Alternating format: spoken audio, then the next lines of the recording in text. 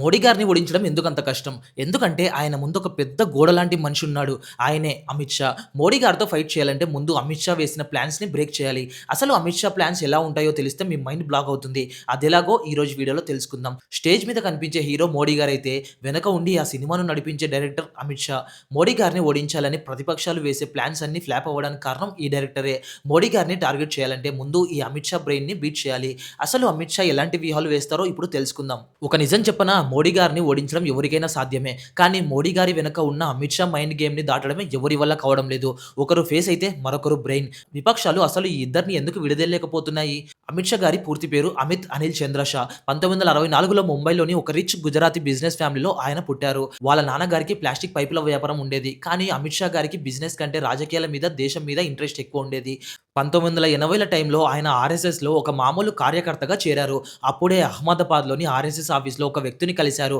ఆయనే నరేంద్ర మోడీ గారు. ఇద్దరికీ దేశ రాజకీయాల మీద ఉన్న విజన్ ఒకటే కావడంతో అక్కడ మొదలైన వాళ్ళ స్నేహం ఈరోజు దేశాన్ని శాసించే స్థాయికి వెళ్ళింది. 1989లో అద్వానీ గారు ఎలక్షన్లలో పోటీ చేసినప్పుడు ఆయన గెలుపు కోసం మోడీ, అమిత్ షా ఇద్దరు కలిసి చేసిన గ్రౌండ్ వర్క్ వాళ్లకు పార్టీలో ఒక మంచి గుర్తింపు తెచ్చింది. ఇప్పుడు నేను చెప్పబోయే ఫ్యాక్ట్ వింటే అమిత్ షా బ్రెయిన్ ఎలా పనిచేస్తుందో మీకు అర్థమవుతుంది.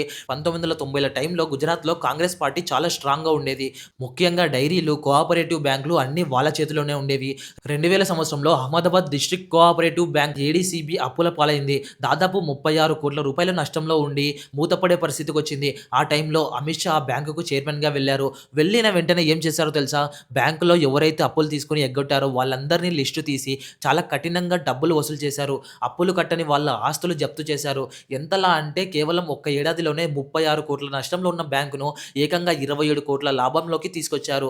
గుజరాత్‌లో కాంగ్రెస్ పార్టీ ఫైనాన్షియల్ సపోర్ట్‌ని అమిత్ షా దెబ్బకొట్టిన మొదటి రియల్ ఇన్సిడెంట్ ఇదే. ఆ తర్వాత అమిత్ షా ఎలక్షన్స్‌లో ఒక సరికొత్త ఫార్ములా కనిపెట్టారు. అదే పేజ్ ప్రముఖ్. అసలు ఇదేంటంటే సింపుల్‌గా చెప్పాలంటే ఎలక్షన్స్ టైంలో ఓటర్ లిస్ట్ ఉంటుంది కదా! ఆ బుక్‌లో ఉండే ఒక్కో పేజీలో దాదాపు 30 నుండి 40 మంది ఓటర్ల పేర్లు ఉంటాయి. ఈ 40 మంది ఓటర్ల బాధ్యతను పార్టీలో ఉన్న ఒకే ఒక్క కార్యకర్తకు అప్పగిస్తారు.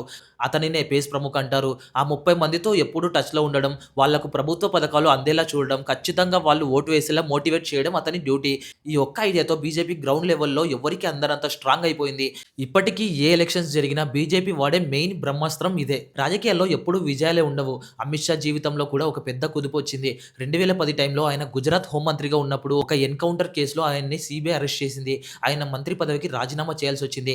కోర్టు ఆయనకు బెయిల్ అయితే ఇచ్చింది. కానీ 2 ఏళ్ల పాటు మీరు గుజరాత్ రాష్ట్రంలో అడుగు పెట్టకూడదు అని కండిషన్స్ పెట్టింది.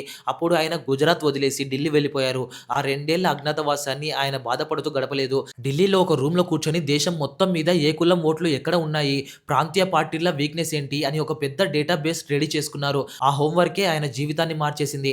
ఢిల్లీలో ఆయన చేసిన హోంవర్క్ రిజల్ట్ 2014 లోక్సభ ఎలక్షన్స్‌లో కనిపించింది. మోడీ గారిని ప్రధాని క్యాబినెట్‌గా ప్రకటించగానే దేశంలోనే అత్యంత కీలకమైన ఎవరికీ అంతుపట్టని ఉత్తరప్రదేశ్, యూపీకి ఇన్ఛార్జ్‌గా అమిత్ షాని పంపారు. యూపీలో 80 ఎంపీ సీట్లుంటాయి. అక్కడ ఇప్పటికీ బీజేపీ పరిస్థితి చాలా దారుణంగా ఉంది. కానీ అమిత్ షా అక్కడికి వెళ్లి చిన్న చిన్న కులాలను ఏకం చేశారు.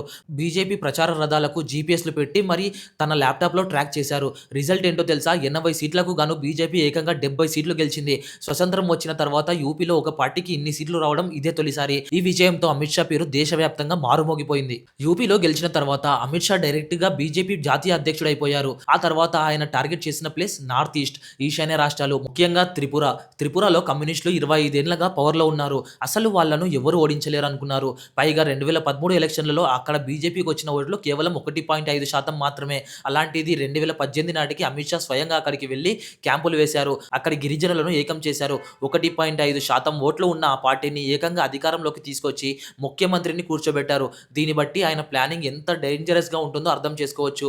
2019లో మోడీ రెండోసారి పీఎం అయ్యాక అమిత్ షా హోంమంత్రి అయ్యారు. ఆయన సీట్లోకి వచ్చిన వెంటనే ఎన్నో ఏళ్లుగా పెండింగ్‌లో ఉన్న పనులన్నీ స్పీడ్‌గా కంప్లీట్ చేసేశారు. టచ్ చేయడానికి భయపడే జమ్మూ కాశ్మీర్ ఆర్టికల్ 370ని పార్లమెంట్‌లో ప్రతిపక్షాలు మైండ్ బ్లాక్ అయ్యేలా ప్లాన్ చేసి రద్దు చేయించారు. టెర్రరిజం ఫండింగ్ చేస్తున్న పీఎఫ్ఐ లాంటి సంస్థలను ఒకే రాత్రిలో బ్యాన్ చేశారు.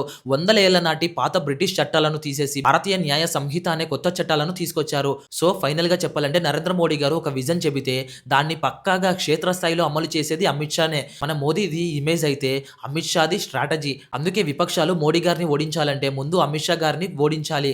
ఆయన వేసిన వ్యూహాలను దాటాలి. ఒక లీడర్ జనాల్లో ఉండాలి. కానీ ఆ లీడర్‌ని జనాల్లో నిలబెట్టే ఒక పవర్‌ఫుల్ ఇంజన్ బ్యాక్‌గ్రౌండ్‌లో ఉండాలి. నరేంద్ర మోడీ గారికి ఆ పవర్ ఇంకా ఫుల్ ఇంజిన్ అమిత్ షా గారే. అందుకే ప్రతిపక్షాలు ఎన్ని పార్టీలు కలిసినా, ఎన్ని కూటములు కలిసినా ఈ ఇద్దరి కాంబినేషన్‌ని బీట్ చేయడం అంత ఈజీ కాదు. ఎందుకంటే వాళ్ళు ఢీకొట్టాల్సింది ఒక మనిషిని కాదు, ఒక అభేద్యమైన ఆలోచనని.